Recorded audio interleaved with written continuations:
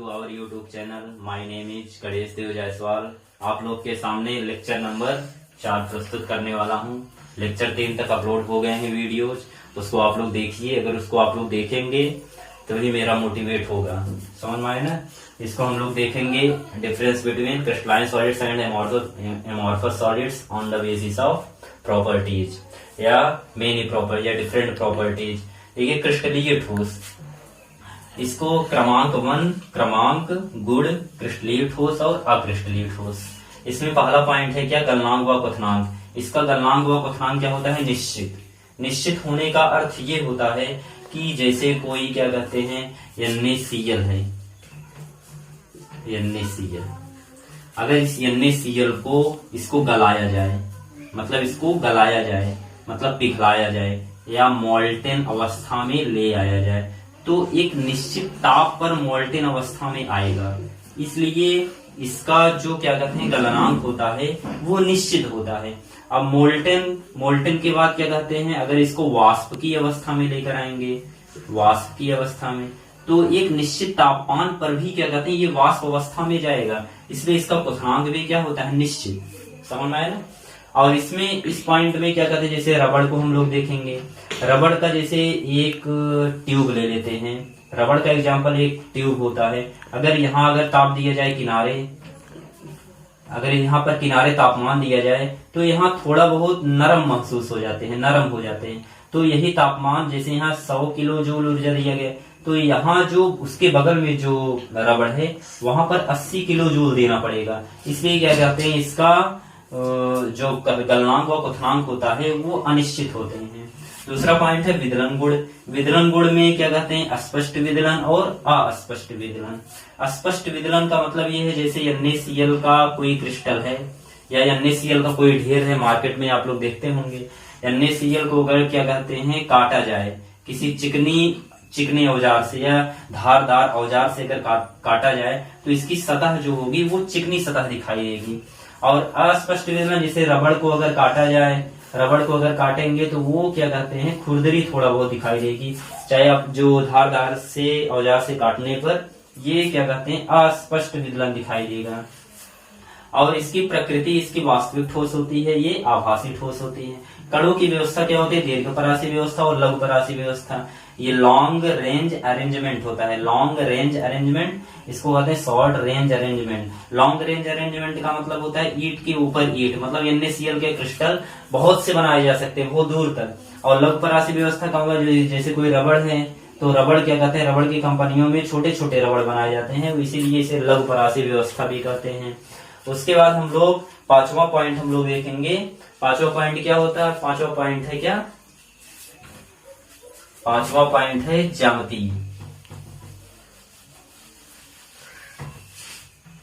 पांचवा पॉइंट हम लोग ज्यामिति देखेंगे। फिर छठवां पॉइंट है सतत वक्र,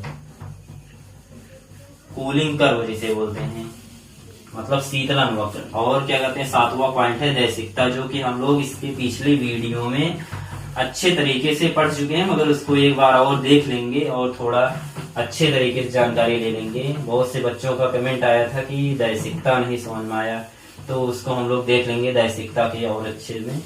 सबसे पहले हम लोग देखेंगे क्या, ज्यामिति। पांचवा पॉइंट क्या है, ज्यामिति। ज्यामिति में इसकी ज्यामिति जो होती है निश्चित ज्यामिति होती है और इसकी क्या होती है, अनिश्चित ज्यामिति। अब होती कैसी है निश्चित ज्यामिति, जैसे NaCl का क्रिस्टल लेते हैं, Na+, Cl-, Na+, फिर Cl-, फिर Cl-, Na+, फिर Cl-, Na+, फिर क्या कहते हैं Na+, Cl-, Na+, Cl-। तो इसमें हम लोग देखेंगे जैसे ये Na+ है, ये सोडियम आयन है। इस सोडियम आयन के बगल में कितने क्लोराइड आयन है, 4। कितने हैं, 4। फिक्स है ना, निश्चित ज्यामिति। ज्यामिति का मतलब संरचना, इसको इंग्लिश बोलते हैं जियोमेट्री। क्या बोलते हैं, जियोमेट्री। जियोमेट्री का मतलब होता है संरचना, इसकी कैसी है। जैसे NaCl के चारों तरफ कितने क्लोराइड आयन है, 4। वैसे हम लोग देखेंगे इस क्लोराइड आयन के बगल में कितने Na+ हैं, कितने हैं, 4। तो इसकी ज्यामिति क्या हो गई, निश्चित। अगर जैसे रबड़ में देख लेंगे, रबड़ में जो रबड़ के कण होते हैं छोटे छोटे, अगर रबड़ को क्या कहते हैं, रबड़ के चारों तरफ रबड़ ही दिखाई देंगे, उसमें कोई आयन नहीं पाए जाते, इसलिए इसकी ज्यामिति क्या होती है, निश्चित। क्या कोई क्या कहते हैं रबड़ का स्ट्रक्चर बताता है, pentagonal, pyramidal, bilinear, linear, trigonal, planar, ये सब कुछ नहीं बताता है। इसलिए हम लोग देखेंगे ज्यामिति क्रिस्टलीय ठोस का क्या होता है, निश्चित, और अक्रिस्टलीय ठोस क्या होता है, अनिश्चित। इसके आगे वाला पॉइंट जो है वो है शीतलन वक्र। शीतलन वक्र हम लोग देखेंगे। शीतलन वक्र ये होता है कि अगर क्रिस्टलीय ठोस को अगर ठंडा किया जाए, शीतलन का मतलब ठंडा करना, समझ में आया ना क्या होता है, शीतलन का मतलब ठंडा करना। शीतलन वक्र, शीतलन वक्र, शीतलन वक्र को इंग्लिश बोलते हैं कूलिंग कर्व। कूलिंग कर्व का मतलब होता है, जैसे ग्राफ के माध्यम से हम लोग समझेंगे, इस यहाँ पर क्या कहते हैं, तापमान एक डायरेक्शन में होगा, और यहाँ पर समय, और यहाँ भी अक्रिस्टलीय ठोस में भी होगा। अक्रिस्टलीय ठोस में यहाँ पर क्या होगा, टेम्परेचर, TEMP शॉर्ट में लिख रहे हैं, और यहाँ पर टाइम। तो अगर इसको क्रिस्टलीय ठोस को अगर ठंडा किया जाएगा, इसकी अवस्था में जो परिवर्तन होगा वो क्या होगा, असतत। इसलिए इसकी ग्राफ कैसे प्राप्त होती है, असतत वक्र। और इसको अगर क्या कहते हैं, अक्रिस्टलीय ठोस को अगर ठंडा किया जाता है तो इसमें एक सतत वक्र प्राप्त होती है, सतत वक्र। ये सतत वक्र का मतलब ये होता है, जैसे ये अचानक ठंडा होगा, और अचानक ठंडा होगा तो ये इसमें कौन सा कर्व होगा, सतत वक्र। और ये धीरे धीरे अवस्था में परिवर्तन होगा, पहले वाष्प में पहले रहेगा, वाष्प से पहले जाएगा किसमें, द्रव में, द्रव से फिर ठोस में। तो ये क्या कहते हैं, अवस्था में परिवर्तन होगा, अवस्था परिवर्तन। समझ में आया ना, किसकी, शीतलन वक्र। शीतलन वक्र का मतलब कूल, कूल का मतलब ठंडा करना, मतलब कूल किए जाए किसको, एक बार क्या कहते हैं, क्रिस्टलीय ठोस को, फिर अक्रिस्टलीय ठोस को। तो ठंडा करेंगे तो इसमें पाएंगे असतत वक्र, और इसमें पाएंगे सतत वक्र। इसे अनकॉन्टिन्यूअस कर्व, इससे बोलेंगे कॉन्टिन्यूअस कर्व। अब इसके आगे एक पॉइंट और है, दैशिकता, जो कि इसके पहले वाले क्लास में हम लोग पढ़े थे। दैशिकता ये बहुत ही इंपॉर्टेंट टॉपिक है यूपी बोर्ड के अनुसार। ये लेक्चर नंबर 3 में आप लोग को बताए थे कि दैशिकता बहुत ही इंपॉर्टेंट टॉपिक है। दैशिकता आप लोग ध्यान से समझेंगे, दैशिकता बहुत ही इंपॉर्टेंट है, उसको ध्यान से आप लोग समझेंगे। दैशिकता 7वां पॉइंट है क्या, दैशिकता। दैशिकता क्रिस्टलीय ठोस में कौन सी दैशिकता पाई जाती है, विषम दैशिकता,